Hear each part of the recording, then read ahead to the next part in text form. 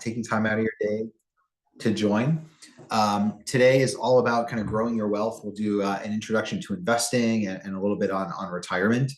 Before we dive in, just a few housekeeping items. As you hopefully heard on the Zoom, we are recording this. So if you want to refer back or if you weren't able to make it, you'll have access to the recording. You will also have access to a PDF of all of the slideware here. So of course, feel free to take as many notes, as few notes as possible as you want, but you will have access to all of the material. And finally, for those who are joining live, part of the benefit is you get to ask questions. Feel free to use the meeting chat functionality or the Q&A if you have any questions, and we'll try to leave a few minutes at the end as well. You'll see my email at the bottom of the screen. If you have questions after the session, more than happy to answer those as well. So with that, let's go ahead and dive in. Always like to start, especially when we talk about something like investing, with a little bit of my background, and just a question is like, why should you be listening to me? So one, really passionate about teaching financial education to students and employees. I've been doing it now for 12, 13 years. I've had the great fortune of working with GSAS for, I think it's about 6 or 7 years at this point. Other parts of Columbia and a lot of other institutions as well. I love teaching about this, writing about it, speaking about it. The most important thing, though, especially when it comes to the topic of investing, is the one on the bottom. So I am as objective as you're going to find on this type of kind of content. I'm not affiliated with an investment management firm. I'm not a financial advisor. I'm not trying to solicit you to manage your investments. I'm not recommending any product or service that I receive outside compensation for. So I don't have any conflicts of interest, which should make you question my advice. I'm very proud of that. You should know that. Number two is, this is your first kind of lesson, if you will, around investing, which is there are a lot of people who also, don't have conflicts and who will put your best interest first. Unfortunately, there's also a lot who may have conflicts and are held to a lower standard. So before you get any type of investing or financial guidance, always ask yourself, why should I be listening to this person?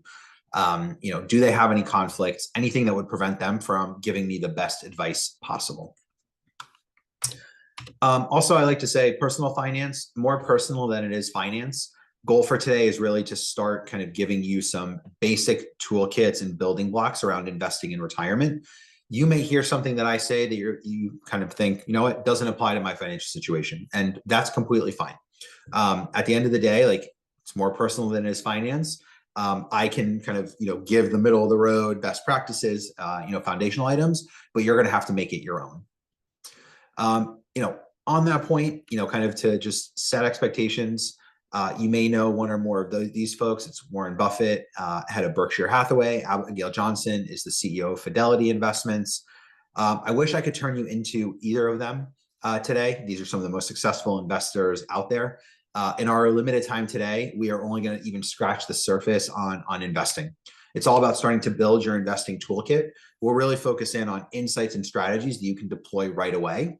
And these are probably some of the most important things that you can do to set yourself up for success. But if you think you're going to leave being a Warren Buffett guru, we would need many more hours and many more days for that. So unlike maybe some of your classes, I want to start by giving you the answer.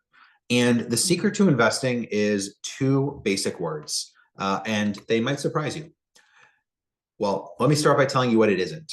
The secret to investing is not investing everything in GameStop. It's not investing everything in crypto. It is being much more prudent and, I would say, rational with your money. And the secret to investing, 2 words: be average. This is probably the most counterintuitive thing you'll hear today, or even this year, and may even be the most counterintuitive thing you've heard in your life, because you did not get to where you are by aiming to be average. If anything, you got to where you are by being above average, or kind of at the very top. But the paradox when it comes to investing is that by aiming for average, you end up above average. Let me start to prove that to you in a couple of different ways. So we go back to Warren Buffett. Warren Buffett is I would say, is infamous for saying that 99.9% of the population should be investing in average financial instruments, plain vanilla index funds whose goal is to track the market, not beat it, and which are passive, very low cost. He felt so strongly about this that he put up $1 million of his own money and said, I will put up, that money and make an average investment. And I think that will do better than whatever a counterparty wants to do. A hedge fund named Protege Partners took him up on that. This was a win-win because the money ultimately went to the winner's charity, but the results were not even close. Warren Buffett invested in an index fund that tracked the S&P 500. This is as average as plain vanilla of a fund as you can find. And over 10 years, it returned 125%. Protege invested in 5 different hedge funds whose average return over that same time was 36%. Call it a third or between a third and a fourth of what Warren Buffett did. You can see that even their best performing fund, Fund C, didn't even come close in and of itself to what Warren Buffett's investment returned. So again, if you take nothing else away from this session, it is that by aiming for average, you can actually end up above average. So that's the answer. The rest of the presentation is about how and what average means. But if you had to stop here, that would be the average. That would be the answer. So let's get a little bit more into the detail, of course, which I assume all of you want, which is, look, investing is critical for one main reason, which is it is the only tried and true way over time to do better than inflation. If you look at the average savings rates, the rates for bonds and kind of other financial instruments, once you adjust them for inflation, they end up being relatively flat or with minor gains. The only way to consistently over time and over the long run grow your money is by investing it in the stock market. And you can see that even adjusted for inflation, the S&P 500 has returned over 8% between 100 years, 1914 to 14. While there's a lot of really smart people who think that rate of return will come down in the future, even their coming down means coming down to 5%, 6%, which would still be better than inflation. To illustrate this in a different way, if you had invested $1,000 in 1915 in bonds and stocks, if you had invested in bonds, you would have tripled your money, which is great, but over 100 years, not so great. You'd have $3,000. But if you had put $1,000 into the stock market, you would have $2.3 million in 2014 in real dollars. In other words, already accounting for inflation. You can see this is the way to really grow your wealth. So number one, I would say, is start saving early, start saving consistently, and aim for average. And we'll talk about what that means, kind of coming forward. So let's get into the kind of investing piece of it. And here are the themes or the items that I want to cover. How does investing differ from savings? How do you think about the time horizon you're investing for and the level of risk you should take? How do you align that with different goals and priorities that you have? Should you go it alone or get help? And if you want to get help, what kind of help? And then we'll also do a quick deep dive and kind of a little bit of a tangent on the retirement aspect here to give you some insights around how to think about retirement. Investing is very sexy. Everybody, kind of wants to put money away and watch it maybe grow in the market. What I would say is, before you really start to invest in things that are, I would say, outside of retirement, you should probably check off some more basic items on your financial planning, kind of cheat. One is to build up a 3, 6, maybe 9-month emergency fund, which is a kind of stuff happens fund. Money that you can bank on in case there's a job loss, a big healthcare bill, a big home repair bill, some type of shock to your financial life. Having money put aside to be able to cover day-to-day and month-to-month expenses like rent, groceries, etc., really, really important. And in many ways, something that you should prioritize before throwing a large chunk of money into the stock market. Another is paying off high interest debt like credit cards. Remember, the average rate of return in the stock market is about 8%. The average interest on a credit card is between 15 and 24%. So that is a much better use of, kind of a dollar in terms of reducing the interest that you have to pay than even going into the stock market. Finally, we'll talk a little bit about retirement. And I would say, before you start to do general investing, you want to make sure that you're really focusing on contributing to your retirement especially if your employer is going to match some or all of your contributions. So this is the part that I think about as like savings as opposed to investing. But I also want to make sure that I call out that, investing shouldn't necessarily be your first priority. So, we're going to talk about a lot of different terms, and I've already thrown a couple of these out you, like bonds and stocks. And so I wanted to just put together a basic slide that covers different terminology that you might, encounter. So a lot of us are really familiar with checking or savings accounts. These, the money that you put in up to the FDIC insurance limit is protected, and you earn some guaranteed interest, especially in a savings account these days. And so you may have, an account at a savings bank, at a bank, or at a credit union. That's probably, kind of one end. So money market accounts may have a little bit more risk, but these are more kind of certificates of deposit, short-term government loans. These might even involve things like a 12-month CD that you put together. For the purposes of today, ones that we'll really focus on are bonds. Bonds are loans that the government or a company make. It's essentially an IOU. And the way it works is they will sell bonds in order to raise money. And then you will either get paid, on a monthly basis, or, at the end when that bond is due, it could be a 1-year bond, a 10-year bond, you will get that money back. And the main way you're making money is off of essentially the equivalent of interest on that bond. Stocks, on the other hand, and stocks are also known as equities, are not a loan. They actually are ownership in a company. So if you own a share of Apple, you actually own a part of Apple. It's a really, really, really, really, really tiny portion of Apple, but you own a piece of the company. And the way you make money on stocks, there are two ways. One is if the price of the stock goes up, you make money. Two is some companies pay out monthly, quarterly, or yearly dividends, which are akin to interest. And so those are two ways that you make money off of stocks. And then mutual funds, or more common maybe now, are exchange traded funds like ETFs. Those are essentially a collection of stocks or bonds.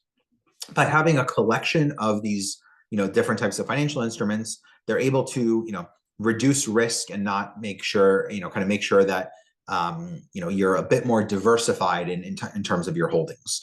But a mutual fund is essentially just a collection of either stocks or bonds. Now, these are important because you can take each of these financial instruments and put it on a risk spectrum from lower risk to higher risk. So, checking and savings account have little, if no risk at all. Even if banks go under, and we've actually had a few cases in recent years where banks have failed, your money up to the FDIC limit, and what we saw in these cases was even beyond that, is protected. Bonds have a bit more risk, and there's even different gradients of bonds. There are financial firms that rate bonds as well. Bonds, from like the U.S. government, highly rated and would be lower risk. Maybe from an emerging market, maybe slightly higher risk. But bonds don't usually have as much risk as individual stocks. And mutual funds, because they're a collection, in this case maybe of stocks, they have slightly less risk. And then look, this spectrum can go on and on. Like I would put crypto, to the right of stocks and much further. There's a lot of other different investment vehicles that could fall onto this continuum. But it is important to understand the level of risk that each of these different financial instruments reflects.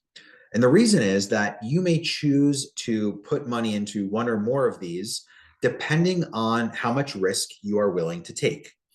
And one of the really good ways of gauging the level of risk that you can take has to do with how long you have to invest, the time horizon you have. In general, the longer the time horizon you have, the more risk you can and should be taking. The shorter the time horizon, the less risk you should be taking. So for example, if you were telling me that you wanted to invest for buying, for a down payment on a house, and you wanted to purchase a house next year, I would say your time horizon is very short.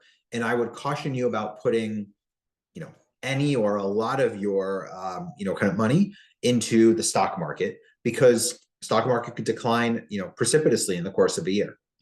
On the other hand, if you are telling me that you are wanting to put money away for retirement, which is in 30, 40 years, I would argue your time horizon is very long, and you can and should be taking on a fair amount of risk because that'll actually help your money grow faster.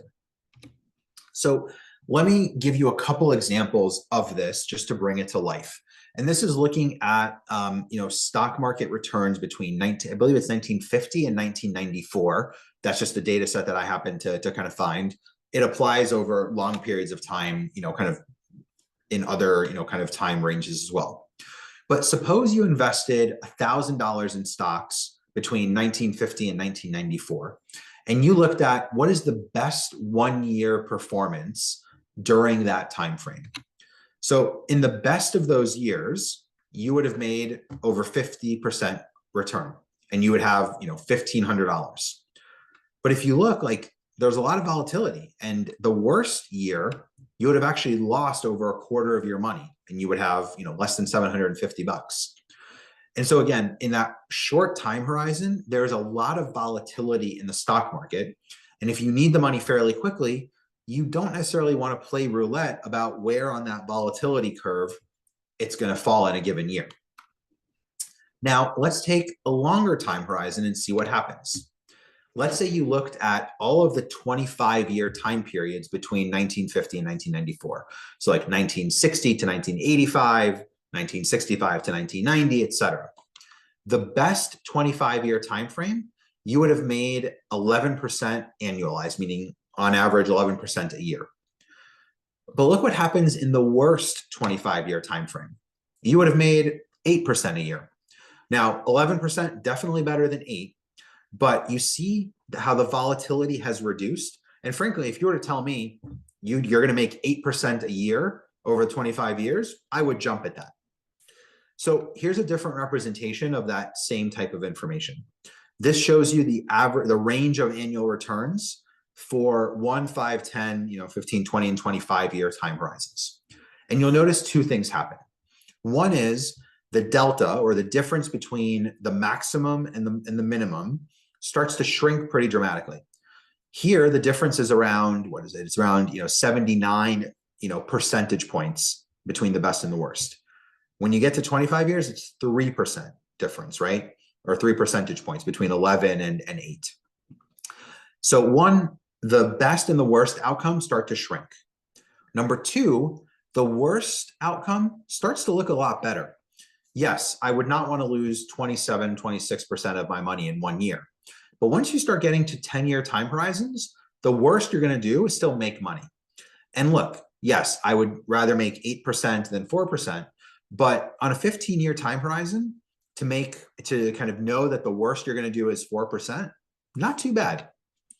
So again, the longer the time horizon you have, the more time you have to ride out any short-term volatility and take advantage of the underlying macro trend, which is that the stock market in the long run is the best performing vehicle you have. Let me give you an example going back to 2020 of what this looks like. At the start of 2020, if you looked at the S&P 500, it was at around, just as a number, like 3,200. And by February, it had gone up 4%. Then COVID hit, and the stock market declined by more than half. And the S&P dropped by more than half. That's a huge drop. By April, it had regained a little bit. It was only down about 15%. And by the end of the year, if you had ignored anything that happened, the stock market was actually at a new high. It had gained 13%, which is a tremendous return.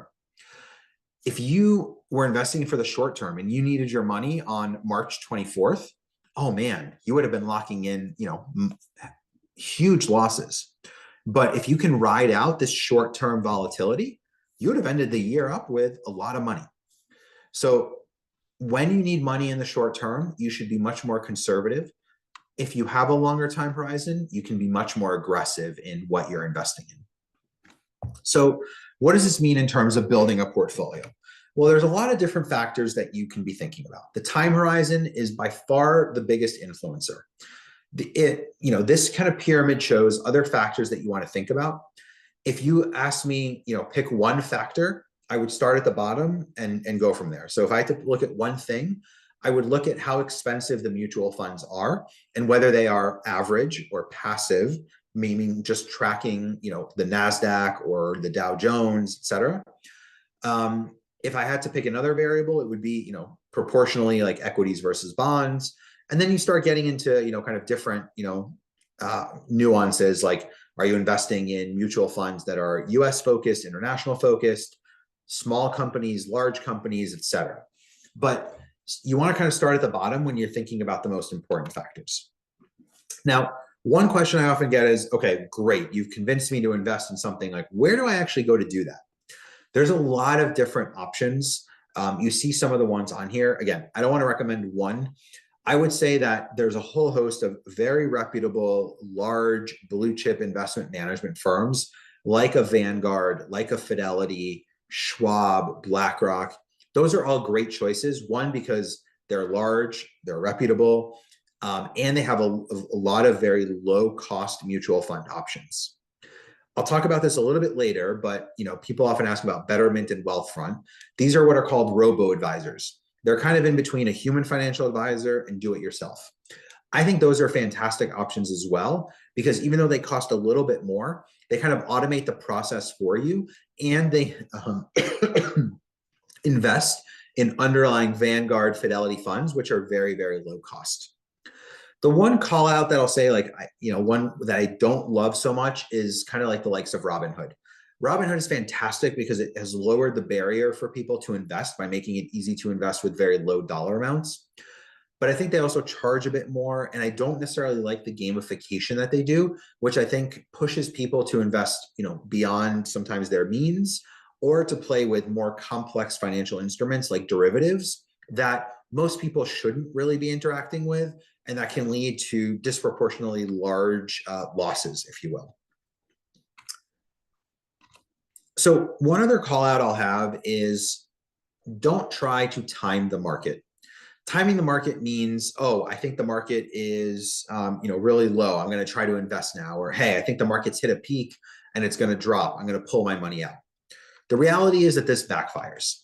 So some academics looked at the value and kind of performance of the market and the value of a $10,000 investment for the first 20 years of kind of this century, right? From 2000 to 2019. And what they looked at is what happens if you start missing some of the top performing days. And over the course of 20 years, if you missed more than 20 of the best days, you actually lost money over the course of the 20-year investment. And you can see that you started to get really negative returns by missing more. Now, of course, if you knew which were the best days, you wouldn't miss them. But what happens is that oftentimes the best days in the market follow the worst days in the market, and it's really hard to know when those are. And so it's very likely, if you start trying to time the market, pulling money in and out, that you will miss some or all of the best performing days, and actually really, really drop the amount of money that you could be earning. So slow and steady really beats trying to time the market. I talk about diversification. We'll talk about this a little bit more, but essentially this means that this is the classic, don't put all your eggs in one basket. You don't want to have your portfolio consist of one individual stock or bond. And frankly, you may not even want one individual mutual fund. By diversifying, you help to lower the risk on your portfolio by investing in multiple kind of different asset classes. And I'll talk about what that looks like in a little bit. So let's get a bit more tactical and a little bit less theoretical about what this actually means. How do you, what should you invest in? How do you build a portfolio? How to choose an actual mutual fund, et cetera. So here's kind of the bottom line. And this is more of a continuation of that B average. If you're investing for the medium and the long term, my strong recommendation is invest in mutual funds and or ETFs. These provide automatic diversification. It's pretty convenient, it's less work, and the costs are lower. Individual stocks have an allure, right? Like start investing in Apple or, kind of Tesla, like, NVIDIA, like all these like ones that make the news as being like, huge returns. They require a lot more effort on your part, and you never know what's going to happen. Companies go bankrupt, like you can lose a lot of money there. My strong recommendation, invest all or close to all in mutual funds or ETFs.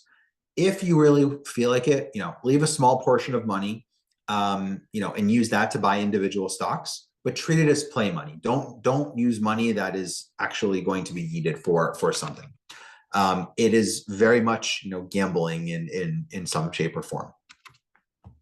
So when you're looking for a mutual fund, what do you want to look at? Going back to that Warren Buffett example, I would focus entirely on index funds. These are the average funds. All they're trying to do is track a stock market index like the S&P 500, the NASDAQ, Dow Jones. They don't have individuals picking individual stocks. Because of that, they have much lower costs and you can make those investments directly. I would caution you to stay mainly away from actively managed funds. These are ones managed by a team of individuals who are actively trying to beat the market. And I'll talk in a few slides about why I don't like those. Because you have individuals who are engaged in a lot of kind of trading, these funds often have higher costs. And here's the kicker: they have higher costs and they don't necessarily have higher returns over the long run. And so you don't end up necessarily making more. Morningstar is a company that rates mutual funds, and they did a study and actually came out with a really interesting conclusion a few years ago, which is that low fund fees trump their star rating system. And you can see the quote there, which is, in every single period and data point, low cost funds beat high cost funds. I'm going to keep drilling a few of these basic principles into your head over the course of the next half hour, but this is really one that comes to mind. So quick guidance on funds, and some of this I'll come back to. So I keep talking about like funds being cheap or expensive. If you were to go on to Vanguard, for example, and click in on a specific mutual fund, you'd be able to learn about all different types of information about it. The style, what it invests in. I'll draw your attention to the top right, which is the fees and minimums. The cost of a mutual fund is usually known as kind of the expense ratio. And you see that in the top line. So this particular fund that I took a screenshot of has an expense ratio of 0.15% or 15 basis points, which means that over the course of a year, you would pay 15 basis points of whatever, kind of money you invested. That's pretty low. For me, anything under 20 or 25 basis points, in other words, 0.25%, is pretty low. Some, some even index funds, especially if they're, specialized in some way, may go a little bit higher, and that's fine. I would stay away from funds that have, fees above 1%, just as a general rule of thumb. Definitely anything, stay away from things that are higher than, 2%. Going back to my point on Robinhood, Vanguard does have a little bit of a hurdle in terms of investments. So a lot of their mutual funds have a minimum investment of $1,000, which, especially if you're starting out, may be a little bit of a higher hurdle. Sometimes they're willing to make, concessions on that, especially if you're investing every month or beyond. But that is something to kind of note in terms of, sometimes it's a little bit harder to get started with, with a company like a Vanguard or a Fidelity. Here's the other piece, though. I talked about actively managed funds not being able to provide higher returns.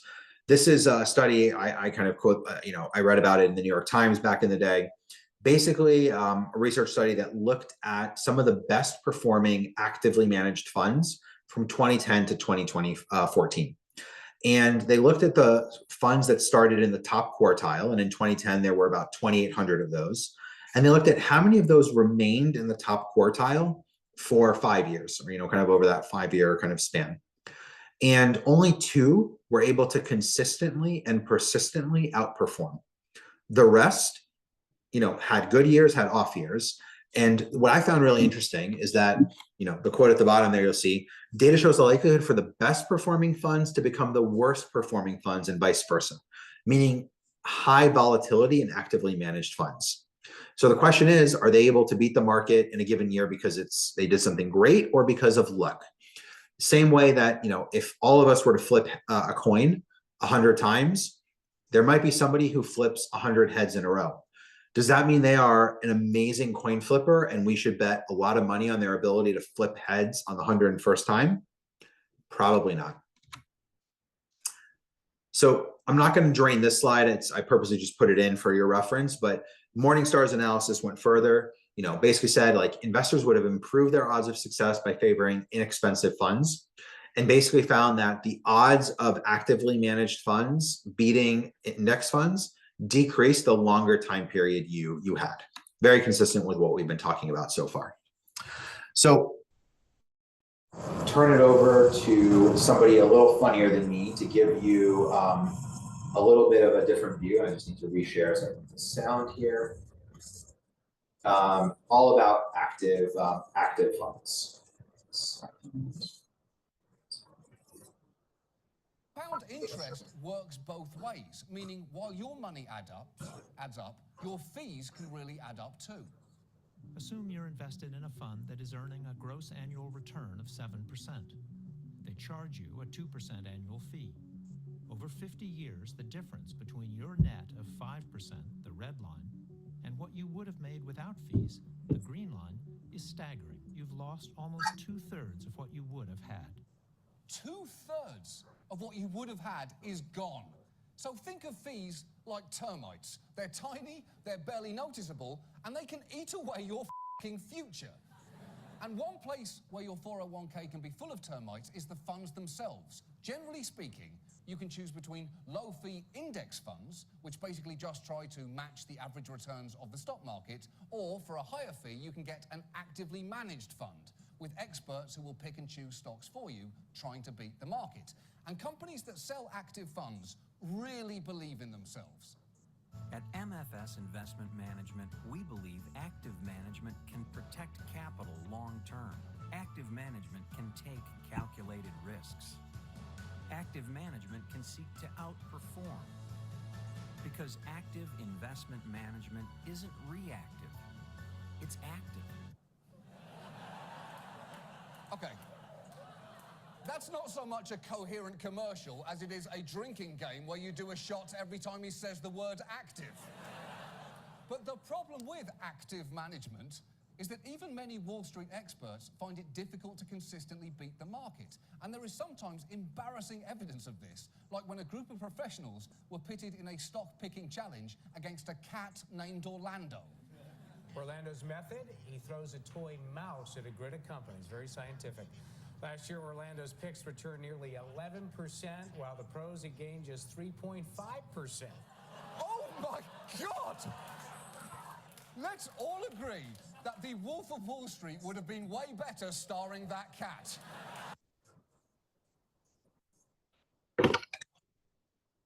So just a little bit of humor, but point around why actively managed funds aren't as great as many people think. So let's talk a little bit about asset allocation, because part of what I was saying is the longer the time horizon, the more risk you can take. But I also talked about diversification, and so it's not binary. It's not, oh, I should only invest in stocks, only invest in bonds, or only one asset class. You can actually kind of put together a portfolio, over kind of that has a little bit of both. And one of the biggest decisions that you as an investor will need to make is the proportion between equity or stock-based mutual funds and bonds. And this is another case that is super dependent on your time horizon. So again, to reinforce the point, in the long run, stocks have always outperformed bonds. And so, stocks have higher risk, but higher potential return. Bonds are really helpful in smoothing out and reducing risk.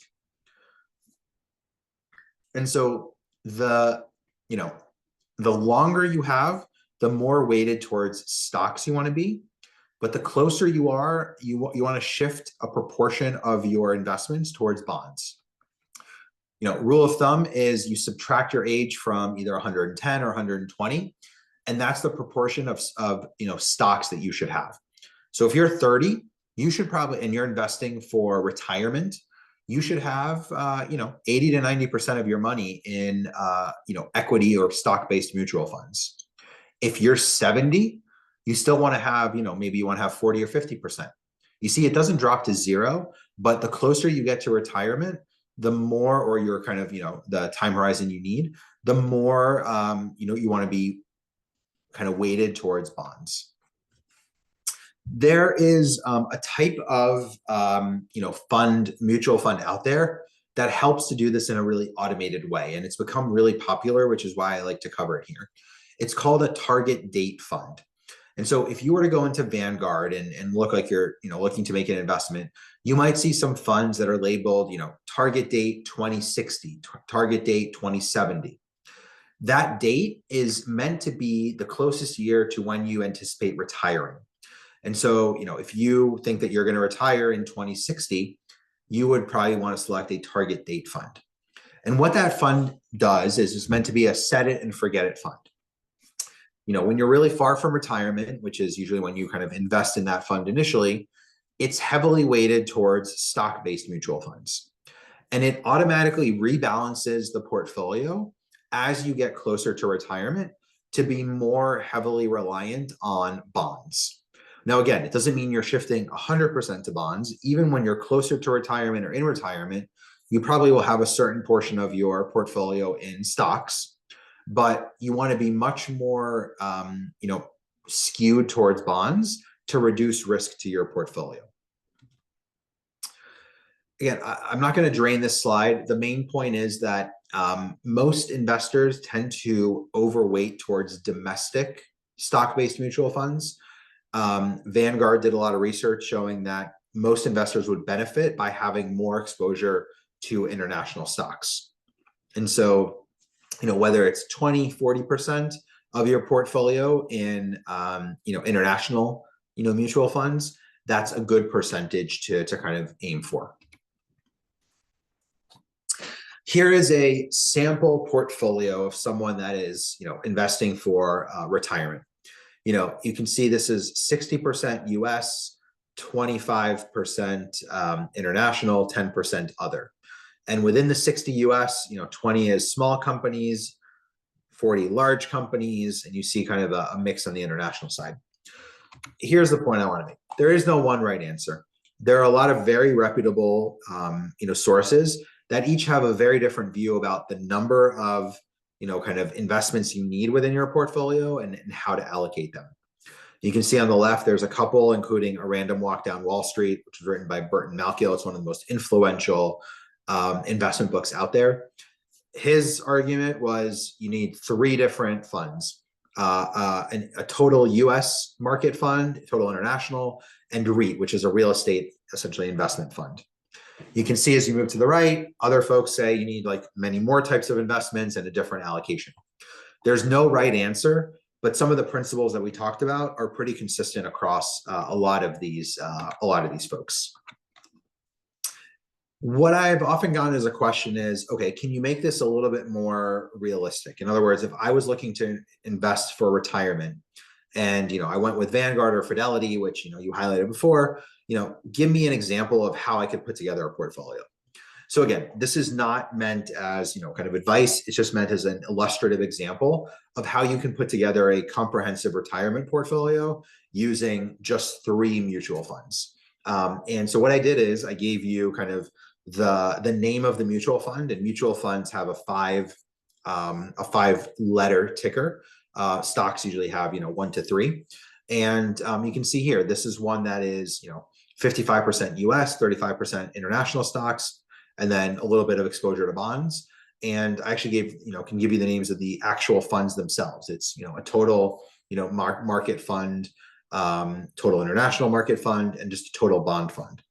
So it is possible and, kind of very doable to put together an investment portfolio using just 3 mutual funds to invest for retirement. Let's talk a little bit about robo-advisors. As I mentioned, these are, kind of a slew of companies that have come up over the last 10 years that on the one hand are meant to mimic the type of handholding and advice that a human can provide with a much lower fee structure by leveraging AI and automation. And so what these firms do is they'll ask you a set of questions and recommend a portfolio of stocks and bonds that meets your needs. Now, what's interesting is the way the questions are asked and what they're trying to get at very much mirrors what we talked about before. They want to understand your goals, they want to understand your risk tolerance, and they want to understand your time horizon. So this is an example from Betterment, which again, just using it as illustrative. If you were to set up an account, first thing they would say is like, what's your goal? Is it down payment on a house, emergency fund, retirement, all of those different things. And then what they would basically ask you to do is set your target amount and your what they call term years, which I would call time horizon. So all of a sudden, you know how much you need to save and you know the time horizon. So take the first one on the left, safety net, emergency fund, for example. You need this in 2 years, relatively short time horizon. They recommend 40% stock-based mutual funds and a lot more, kind of skewed towards bonds. 5 years for a major purchase, maybe this is, a down payment on a house, a little bit more risk. And so, starts close to 50-50. And if you look on the bottom in the middle portion, there's also the words auto adjust, meaning that as you get closer to that 5-year term, this portfolio would continue to, kind of come down on the stock side and come up on the bond side. Finally, on the right, let's say you were investing, like maybe you just had a baby and you want to put money away for their college education in 18 years. 18 years, pretty long time horizon. You can see that they recommend, kind of like a 3/4, allocation towards stocks at that point. So again, this is just another example of like how robo-advisors can kind of help you, turn theory into practice, but it also reinforces the points that we made before, which is you want to align your risk level with the time horizon that you have. If you are going to use a human financial advisor, and as your situation gets more complex, if you really, are allergic to numbers or, kind of investing and just don't want to deal with it, human financial advisor can be very beneficial. If you use one, I plead with you to remember this one word, and that word is fiduciary. Please, please, please only work with an advisor or a professional who has a fiduciary duty to you. Fiduciary duty is a legal standard around a duty of care that an individual has. Someone who has a fiduciary duty to you means they are legally required to put your interests at the top and above anything else in making investment recommendations to you. You want nothing less than that. It is, I don't even understand, the kind of concept of, you're kind of have my interest, but you are also looking out for other things. You want the person who's giving you advice and managing your portfolio to be laser focused on giving you the best performance that you can get and doing what's in your best interest. And anything short of that, I don't think should be, tolerated or accepted. The implications are huge. There was a study done in 2015 by the Council of Economic Advisors looking at what happens when there's conflicted advice by non-fiduciaries on retirement savings. And what they found is that conflicted advice or working with non-fiduciaries costs Americans over $15 billion with a B dollars every single year by steering them towards higher cost funds that don't necessarily do better on the return side. So again, please, please, please focus on that. Here's another study done by a Harvard professor. Basically sent people out in the Boston market with a portfolio that was appropriately balanced between for what they did, and one that experts agreed. And they sent them out, and what they found when they talked to non-fiduciaries is that only 7% thought that those individuals should really keep their portfolio in its current shape, which was focused on low cost index funds. Half of the advisors tried to recommend that these folks move away from a relatively well-constructed, low-cost portfolio into actively managed, higher-cost funds. So again, you want to align your interests or have the interests of a financial advisor aligned with yours. The best way to do that is using a fiduciary. Look, nothing is guaranteed. Bernie Madoff, technically fiduciary, like you never know. But having a fiduciary is going to minimize the level or the likelihood of conflicts that come up. If you're looking for an advisor, I also listed some sample questions that you should ask. Do you have a fiduciary duty being, one of the key ones, and you should get that in writing. But just some questions that you may want to think about asking. So I want to shift a little bit for a few minutes just to talk about retirement as a subset of investing. And look, there's a lot of things happening or that have happened over the past, few decades. Risk has shifted from the government and companies to us as individuals.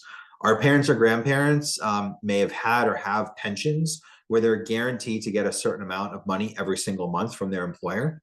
For us, pensions are less likely to be seen. And for many of us, it's more about 401ks and IRAs, which means we are responsible for putting money in and creating enough wealth to live in retirement. The only pension-like instrument that exists right now is Social Security, which is a guaranteed payment that you'll get in retirement age. But how long that Social Security trust fund will last, what's the age of eligibility, the dollar payouts, all of that is quite uncertain. Finally, life expectancy is rising, which on the one hand is great, but also means that with risk shifting, we have to save for a much longer life expectancy, and that requires putting more money up front as well. So I like to always do a little bit of an example, which is imagine you're walking down the street one day and you pick up a penny. This is not just a regular penny, but it's a magical penny because it doubles in value every single day. So day 2, you have 2 cents, then 4 cents, 8 cents, 16 cents, etc. Just think in your head, like how much money do you think you have on day 31? Just think of the amount. When I usually do this, folks severely underestimate how much money comes out. 1 penny becomes $10.7 million. Quite a lot of money. Now, imagine, you were too busy, talking to your parents on the phone, posting something on social media, and you missed getting the penny on the first day, and you only picked it up on day 2. How much money would you have at the end of that same 31-day time frame? The answer is half of that, 5.3 million. Also a lot of money. What if you missed the penny for the first 9 days and you only picked it up on day 10? You would have $21,000, which is a ton of money, but is orders of magnitude less than 5 or 10 million. So the goal of this, thought experiment is to illustrate the time value of money, or otherwise known as kind of the power of compound interest, which is that small amounts can really grow exponentially because they start building upon themselves. Now, look, all of these are, let's look at day 1. The money's doubling every single day, but from an absolute dollar perspective, there's very big differences, right? Like going from day 5 to 6, doubling means, excuse me, only making 16 cents. Even going from day 9 to 10, doubling is $2.50. But when you start getting into, day 29 and 30, doubling means $2.5 million, $5 million. So a key insight here is that the last doublings matter the most. But in order to get to those, you have to start early. Every day or year that you delay is less time for your money to keep growing on itself and give yourself those, last few doublings.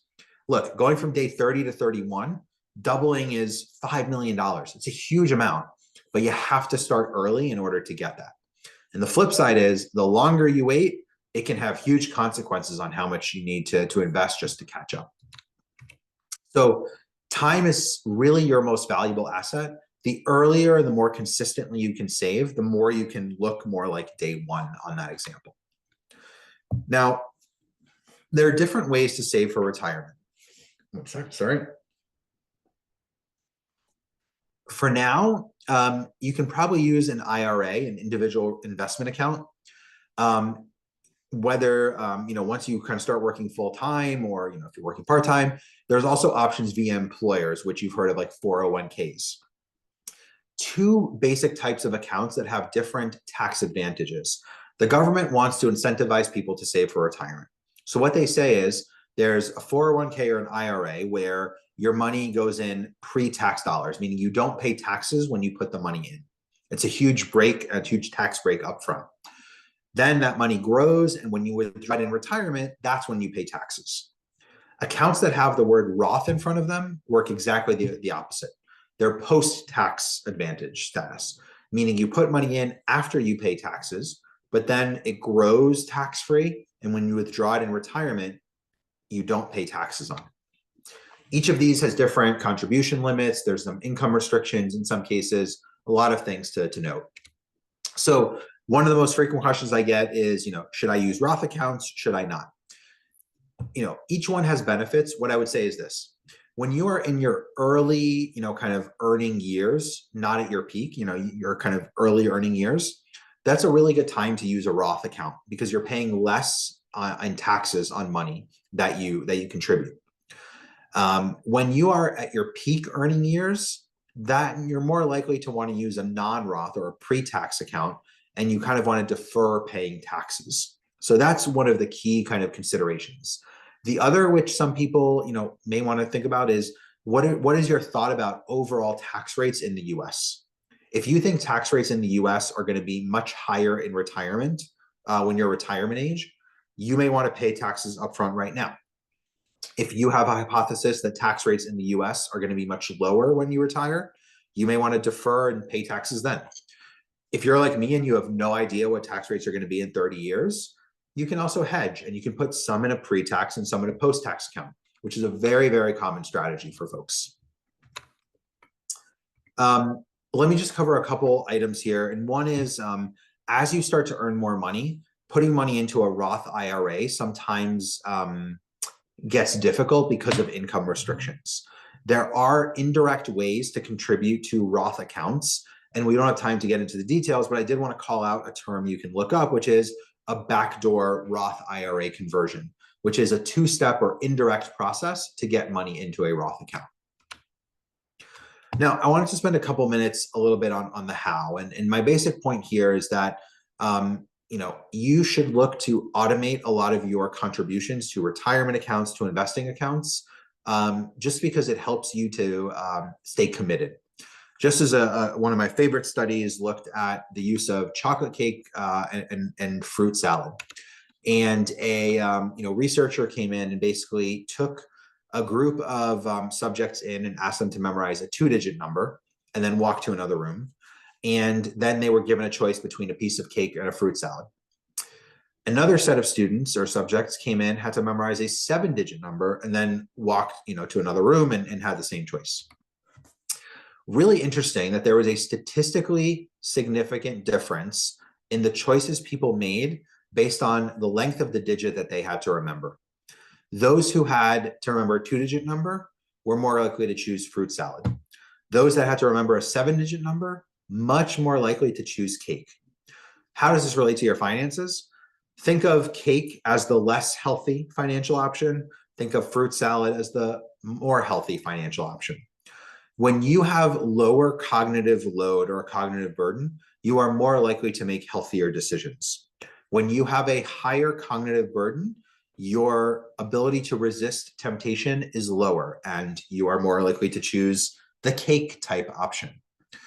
If you are like me, your cognitive load is not 2 or 7 digits, it's probably 700 or 7,000 right now, with everything going on in school, at work, at personal life. You want to reduce the temptation to not save for retirement, to not put money away for investing. And the best way to do that is to try to automate those contributions right away. To kind of disassociate and kind of disaggregate that load from your overall financial decision making. Here's another example of why maybe starting with a default of saving is critical. It's one of my favorite studies of all time, and looked at consent rates for organ donation across Europe. And when the researchers lined up the different countries, they saw that there was a set of countries in gold where rates were really low, and a set of countries in blue where rates were really high. And they, kind of focused in on Germany and Austria because they had radically different rates, and yet the two are geographically proximate, share a lot of cultural values. You wouldn't expect to see this big of a difference. So clearly something was going on. And what they found is that in Germany, the default was you're not donating, and you had to opt in and explicitly give consent to donate your organs. Austria was the exact opposite. The default was that you were donating, and you still had the freedom to opt out and say you don't want to donate your organs. So essentially, what researchers found is that there was huge and tremendous power to inertia, which is essentially the default that people are presented with. And so again, the translation to the financial world is set up the appropriate defaults and use the power of inertia in your favor. Don't set the default, I'm not contributing to my retirement or investing funds every month, and then once a month, I'll actively decide, okay, I'm going to move money over and contribute. Set the default to automatic contributions. And, if there's a month where for some reason, things are tight and you can't contribute, you can opt out of that month's contribution. Defaults save lives, and they can really save your financial future as well. Oops. Okay. Just come there. So let me come back to overall notion on investing. And I mentioned this book a little bit before, A Random Walk Down Wall Street. A couple of years ago, the book celebrated its 50th anniversary. And Peter Coy, who's one of my favorite New York Times columnists, interviewed Burton Malkiel, who was the author, about it. And you can see the link in the bottom right. And one quote really struck me, which is, Malkiel, again, who advocates be average, invest in low-cost passive mutual funds. He said, it is not often in life that the easy thing to do is the smart thing to do. And investing in low-cost, average, passive mutual funds is not only the easy thing to do, it's also the smart thing to do. So if you take, again, nothing else away, aim for average, do the easy thing, which in this case is also the very smart thing. I often get asked about resources, especially when it comes to investing. You see a whole, kind of list here around whether you want books, whether you want, a column, a blog. One which I didn't actually put on here. Some of you may know Vivian Tu, otherwise known as Your Rich BFF. She just wrote a great book called Rich AF. Would highly recommend that one as well. She also, has, feeds across YouTube and Instagram, TikTok. Love her no nonsense advice, and that's one that I would add as well. And then if you are looking for a financial advisor, the XY Planning Network, or NAPFA, which is the National Association of Personal Financial Advisors, is a good resource because they have a curated list of advisors. All of them are fiduciaries, and all of them are fee only, meaning they'll charge you a set fee for a consultation as opposed to, a portion of the assets that you're managing. So with that, I'll pause here. I'll say thank you so much for joining. If you have any questions, you can feel free to ask them now. I will also, let me just jump up for a second to the first page. I will leave I'll put my email back up just so, again, if you have any questions after this, you have my email at the bottom, and you're free to send me a note. But with that, I'm not seeing any questions, and I think we're right up on the hour. So thank you again for joining. Hope you enjoy the rest of your week, and thanks again. Take care.